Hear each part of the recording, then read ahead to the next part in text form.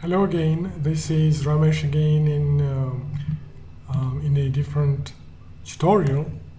My goal today is to explain the basics of our approach. So I received a lot of questions regarding how content is actually created. Okay, it was not very clear, so let me try to explain. There are two things that you need to remember. You have two spaces of interest. So here we have the conference room or the classroom. That's where you get to create your content. Now, why do we want to create on a 2D map rather than having to go into the 3D world and create our content? Well, it's simpler and quicker to create your scenario on the fly. So here, what you see, it's a 2D layout. It looks like a map. So let me put a few trees on this board. Okay, you'll get the idea very quickly. So I'm going to put 4 trees here. Let's start with the first one. This is a map. I put a tree here. So what does this mean? This tree is close to the origin of the map. Okay, which is at the bottom left corner of the board. It could have been somewhere else, but that's how I've chosen it to be in this demonstration. All right, so now when we go outside in the field, we see that there's a tree that has appeared close to the origin of the field, which is the green dot. So if I'm going to zoom out, you can see that you get a top view of the virtual field, and that's where it's going to happen. That's where the tree appeared. Okay, so let me place the tree somewhere in this region where you get to actually see it appear through the window. So I'm going to place a tree here, and you can see it has appeared. Okay, outside in the 3D world.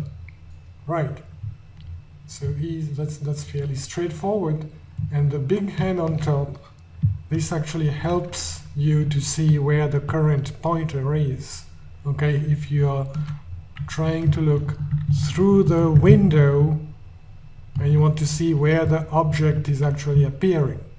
Okay, so let's go back to the board. So together with my students, I'm now trying to build a forest. So I'm clicking on this object here, and I'm going to place a few trees. Okay. So if you are a student who likes to look through the window, you can actually see those objects appearing in the virtual field over there. Okay. So the whole idea is that when you create your scenario, you are discussing with your students, during a theory class, you place assets on the 2D surface. Okay?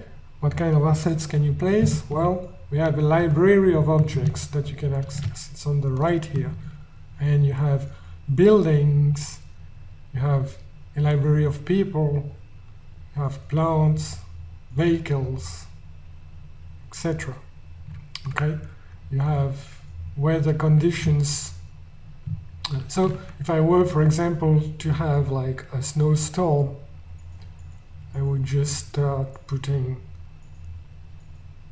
icons representing snow, and you can see that it's snowing outside. Simple.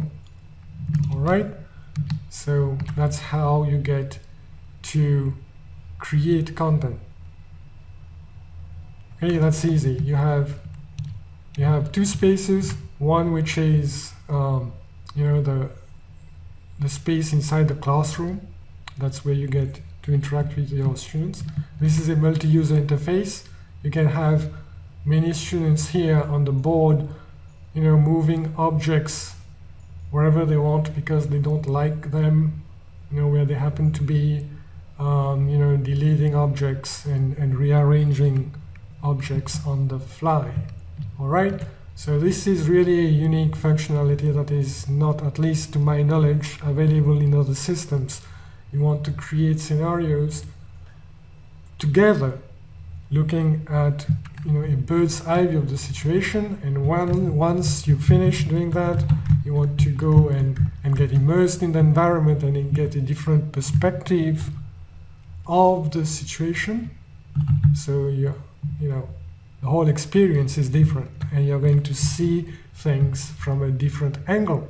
All right, so I hope that was useful. Until next time.